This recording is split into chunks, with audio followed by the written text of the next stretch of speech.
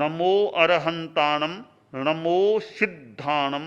नमो आयर्याणं नमो उवध्यायाणं नमो लोए सव्वसाहूणम् एषो पंच नमोक्कारो सव्व पाव पणासनो मंगलाणं च सव्वेशिं पढमं हवइ मंगलम्। भक्तामर प्रणतमौलिमणि प्रभाणा मुद्योतकं दलितपापतमोवितानम् सम्यक् प्रणम्य जिनपादयुगं युगादा भालम्बनं भवजले पततां जनानाम् यः संस्तुतः सकलवाङ्मयतत्त्वबोधा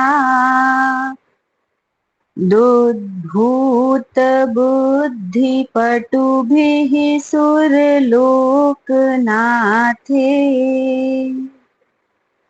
स्तोत्रेर्जगत्रितयचित्तहरैरुदारैः स्तोषे किलाहमपि तं प्रथमं जिनेन्द्रम् बुद्ध्या विनापि विबुधा चित्पादपीठ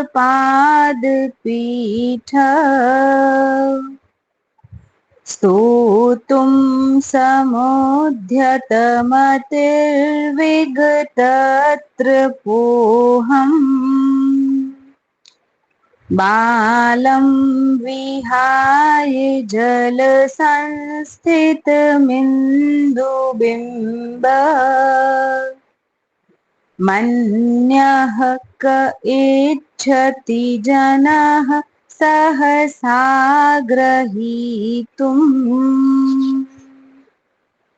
वक्तुं गुणान् गुणसमुद्रशशाङ्ककान्तान् कस्ते क्षमः सुरगुरु प्रतिमोऽपि बुद्ध्या कल्पान्ते पवनो धतनकृचक्रम् को वा तदितुमलमम्बुनिधिं भुजाभ्याम् सोऽहं तथापि तव भक्तिवशान्मुनीश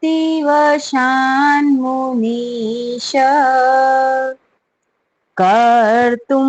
स्तवं विगतशक्तिरप्रिप्रवृत्तः प्रीत्यात्मवीर्यमविचार्य मृगो मृगेन्द्रम् नाभेति किं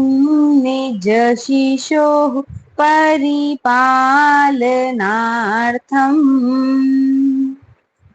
अल्पश्रुतं श्रुतवतां परिहासधाम त्वद्भक्तिरेव मुखरी कुरुते बलान्माम् यत्कोकिलः किल मधौ मधुरं विरोति तच्चारुचाम्रकलिका निकरैकहेतु त्वत्संगीतमधुरं संस्तवेन भव सन्तति सन्निबद्धम् पापं क्षणाक्षयमुपैति शरीरभाजाम् आक्रान्तलोकमलिनी लमशेषमाशु सूर्याशुभिन्नमिव शार्वर्यमन्धकारम् मत्वेति नाथ तव संस्तवनं मयेद मारभ्यते तनुधियापि तव प्रभावा चेतो हरिष्यति सतां नलिनीदलेषु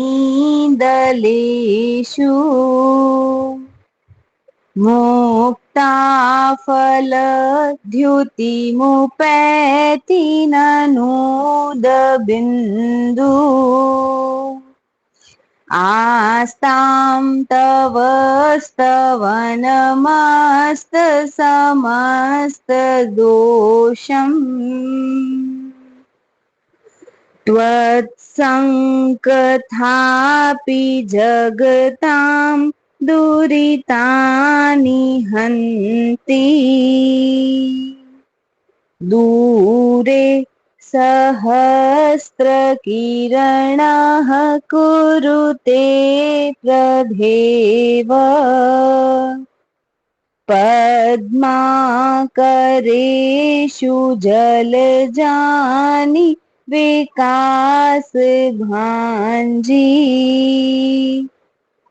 नात्यद्भुतं भुवनभूषण भूतनाथ भूतेर्गुणैर्भुवि भवन्तमभीष्टुवन्तः तुल्या भवन्ति भवतो ननु तेन किं वा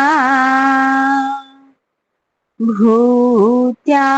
श्रितं य इह नात्मसमं करोति दृष्ट्वा भवन्तमनिमेषविलोकनीयम् नान्यत्र तोषमुपयाति जनस्य चक्षुः पीत्वापयः शशिकर द्युतिदुग्धसिन्धो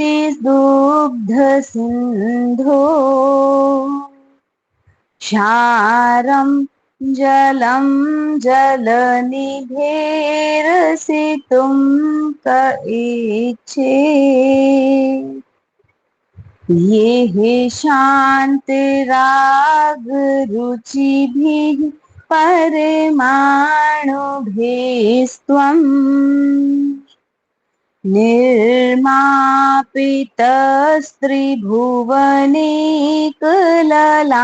निर्मापितस्त्रिभुवनेकललामभूत तावन्त एव खलु ते प्रणवः पृथिव्याम् यत्ते समानमपरं न हि रूपमस्ति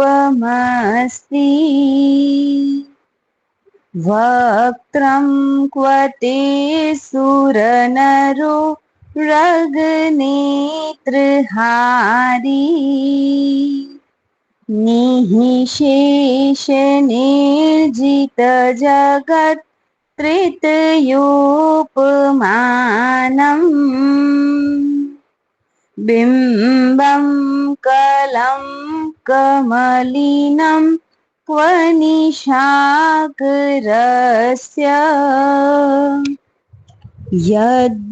यद्वासरे भवति पाण्डुपलाशकल्पम्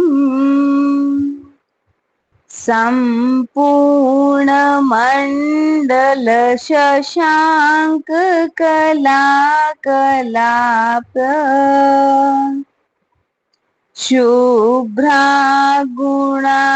शुभ्रागुणास्त्रिभुवनं तव लङ्घयन्ति ये संश्रितास्त्रिजगदीश्वर नाथमेकम्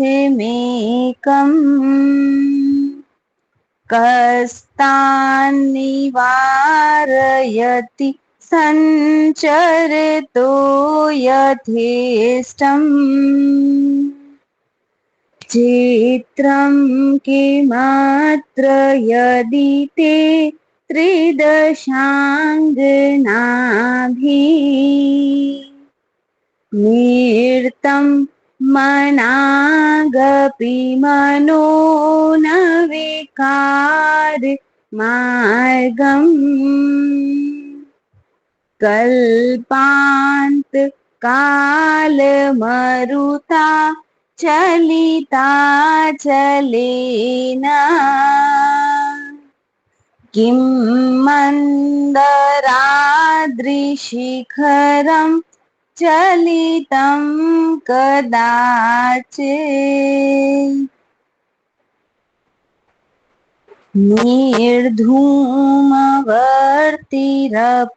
निर्धूमवर्तिरपवर्जित तेलपूरा कृत्स्नं जगत्त्रयमिदं प्रकटीकरोषि गम्यो न जातुमरुतां चलिता चलाना दीपो परस्त्वमसि नाथ जगत्प्रकाश नास्तं कदाचित् दुपयासि न राहुगम्यः स्पष्टीकरोषि सहसा युगपज्जगन्ति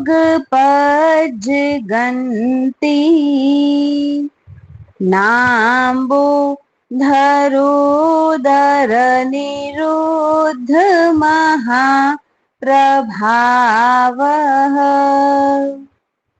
सूर्यातिशायि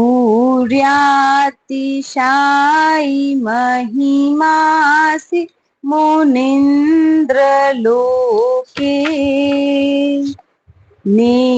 नित्योदयं दलित मोहमहान्धकारम्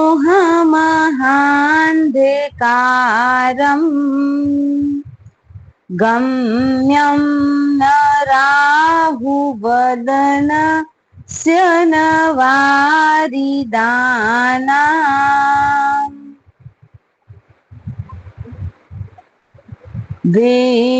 विभ्राजते तव मुखाब्ज मनल्पकान्ति विद्योतयज्जगदपूर्व शशाङ्कबिम्बम्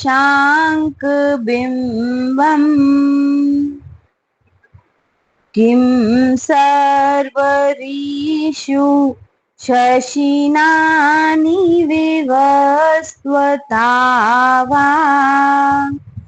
युष्मन्मुखेन्दुदलिते सुतमस्सु नाथ निष्पन्नशालिवन शालिनी जीवलोके कार्यं कियज्जलधरिर्जलभारिणं रे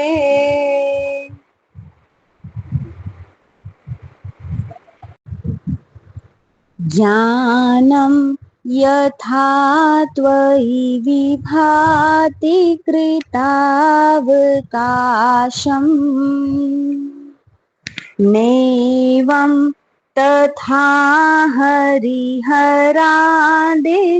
नायकेषु तेजः स्फुरन्मणिषु याति यथा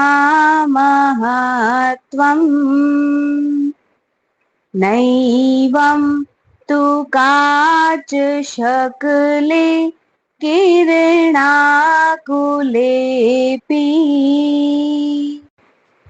मन्ये वरं हरिहरादय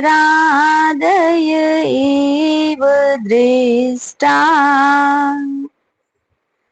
दृष्टेषु येषु हृदयं त्वयि तोषिमीति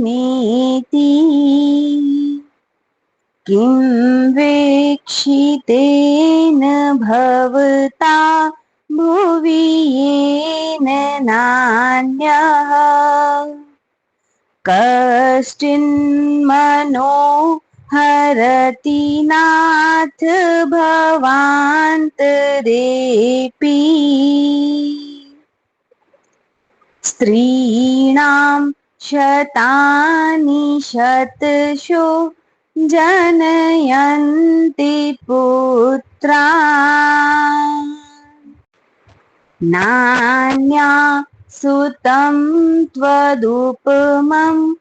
जननी प्रसूता सर्वादिशो दधति भानि सहस्ररश्मिम् प्राचीव दिग्जनयति स्फुरदंशुजालम्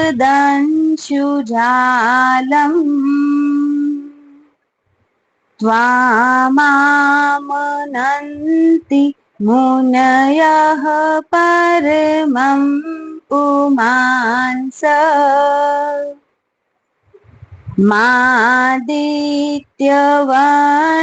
मादित्यवर्णममलं तमसः परस्तात् त्वामेव सम्यगुपलभ्य जयन्ति मृत्युम् नान्यः शिवः शिवपदस्य मुनीन्द्रपन्था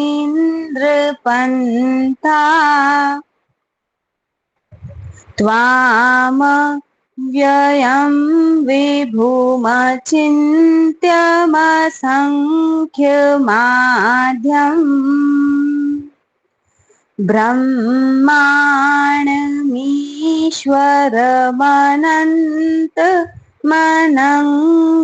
ब्रह्माणमीश्वरमनन्तमनङ्गकेतुम् योगीश्वरं विदितयोगमनेकमेकम् ज्ञानस्वरूपममलं प्रवदन्ति सन्तः बुद्धस्त्वमेव विबुधार्चितबुद्धिबोधा त्वं संकरोषि भुवनत्रयशङ्करत्वात् धातासि धीरशिव मार्गविधेर्विधानात्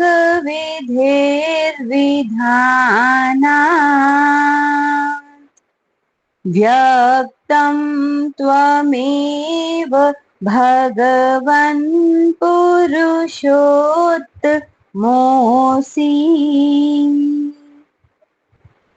तोभ्यं नमस्त्रिभुवनार्तिहराय नाथ तुभ्यं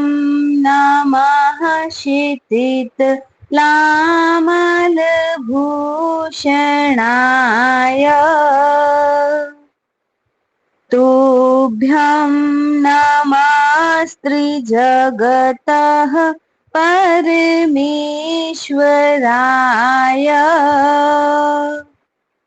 तुभ्यं नमो जिनभवो दधिशोषणाय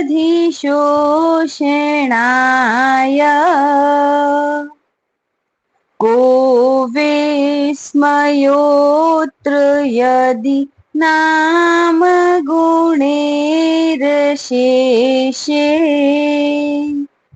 त्वं संश्रितो निरवकाशतया मुनीश दोषे रूपात् विविधाश्रयजात्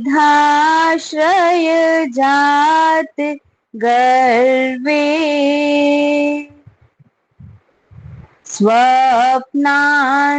स्वप्नान्तरेऽपि न कदाचिदपेक्षितोऽसि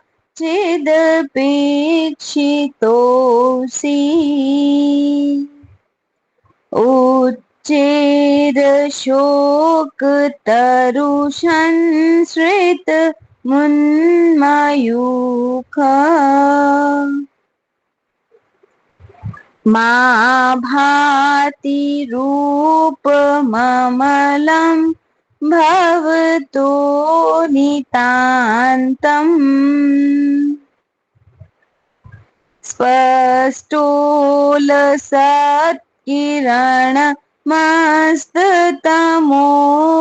स्पष्टोलसत्किरणमस्ततमोवितानम् बिम्बं रवेरिव पयो धरे पार्श्ववर्ती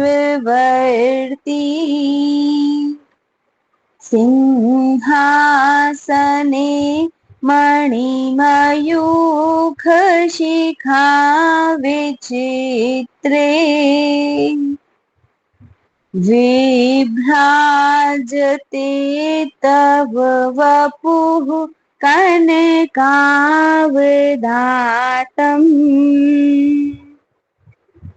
बिम्बं वियदविलसदंशुलता वितानम्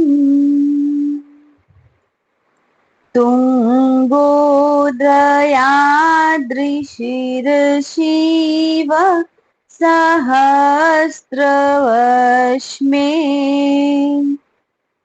कुन्दावदात् चलचामर चारुशोभम् विभ्राजते तव वपुः कलधोतकान्तम्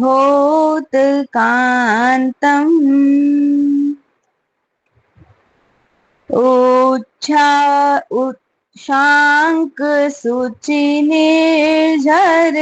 वारिधार मोच्चेस्तटं सुरगिरे रेवशातिकुम्भम् छत्रत्रयं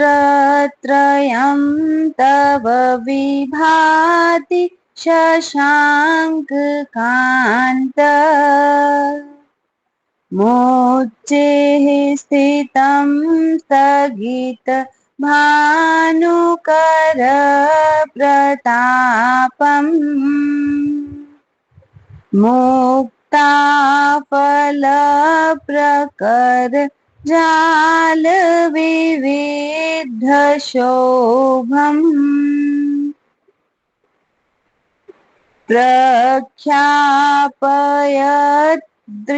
प्रख्यापयद्रिजगतः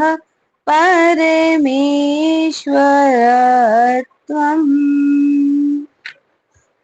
उन्निन्द्रहेमनवपङ्कज पुञ्जकान्ति पर्युल्लसन्नख मयूख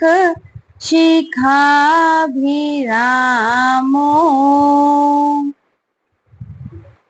पादो पदानि तव यत्र जिनेन्द्र धत्तः पद्मानि तत्र विबुधा परिकल्पयन्ति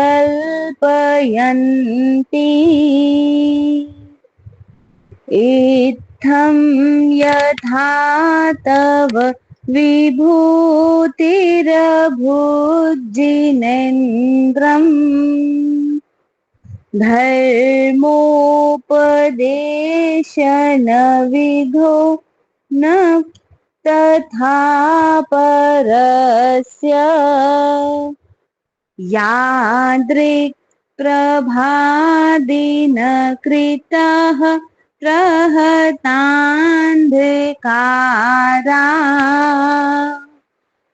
तादृक् कुतो ग्रहगणास्य विकाशिनोऽपि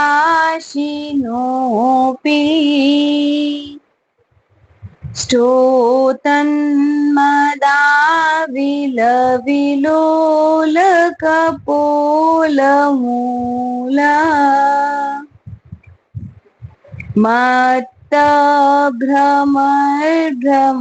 मत्तभ्रमर्भ्रमदनाथ विविद्रकोपम्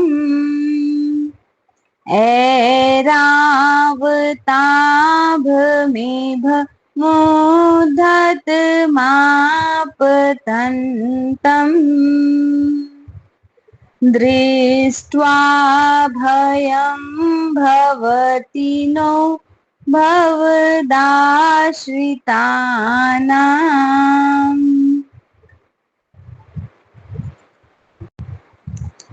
भिन्ने भकुम्भगल दुज्ज्वल शोणिताक्त मुक्ताफल प्रकर भूषित भूमिभागः बद्ध क्रमः क्रमगतं हरिणाधिपोऽपि नाक्रामतीक्रमयुगा चलसंस्त्रितं ते कल्पान्ते पवनोधतवह्निकल्पम् दावानलं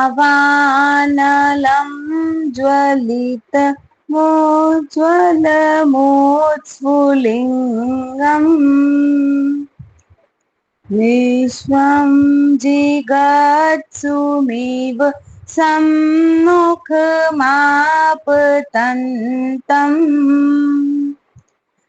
त्वन्नाम कीर्तनजलं शमयत्यशेषम्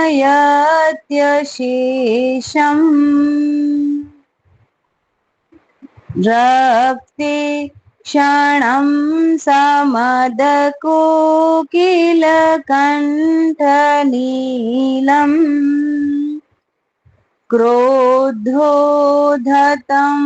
फणिनमोत्फणमापतन्तम्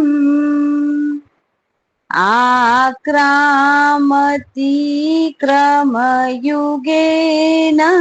निरस्तशङ्कः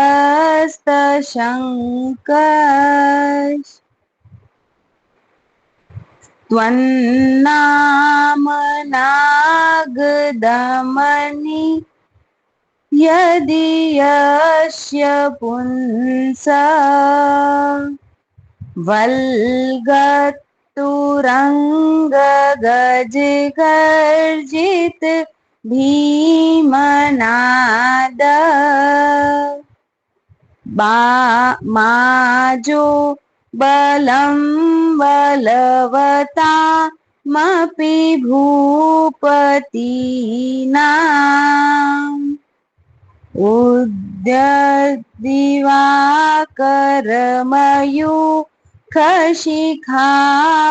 उद्यद्दिवाकरमयूखशिखापवृद्धम् त्वत्कीर्तनात्तम इवा शुभिदामुपैति कुन्ताग्रभिन्न गजशोणित वारिवाह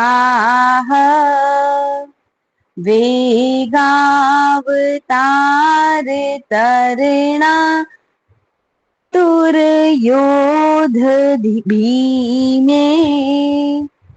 युद्धे जयं विजितदुर्जय जेयपक्षाः त्वत्पादपङ्कजवना श्रयिणो लभन्ते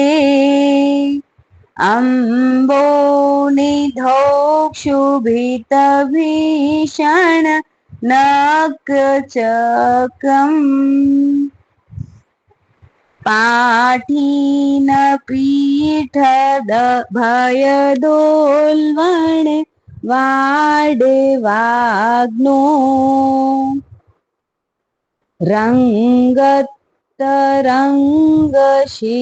रङ्गतरङ्गशिखरस्थित यानपात्रा त्रासं विहाय भवतः स्मरणाद्व्रजन्ति उद्भूतभीषण जलोदरे भारे भोग्नाः शोच्यां दशामुपगताश्च्युत जीविताशा त्वत्पादपङ्कजरजो मृतमृदिग्धदेहा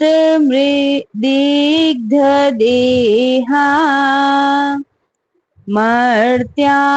भवन्ति मकरध्वजतुल्यरूपा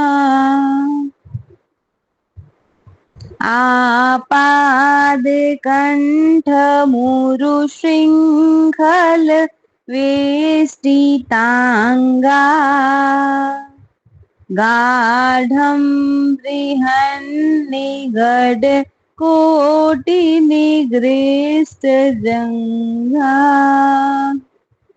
त्वन्नाममन्त्रमनिशं मनुजाः स्मरन्तः सद्यः स्वयं विगतबन्धभया भवन्ति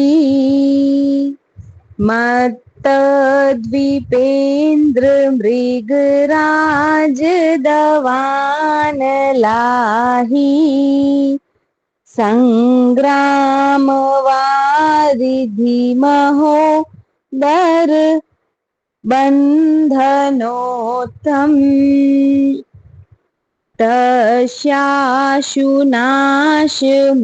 तस्याशुनाशमुपयाति भयं भियेव यस्मावकंस्तवमिमं मतिमानधीते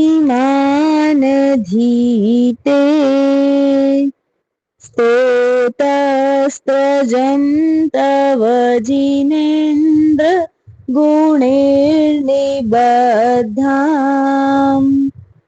भक्त्या मया रुचिर्वर्णविचित्रपुष्पाम् धत्ते जनो य इह कण्ठगतामजस्तम्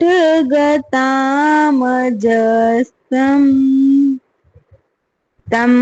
मानतुङ्गमवशा समुपैति लक्ष्मी तं मान तुंग मावशा समुपैति लक्ष्मीः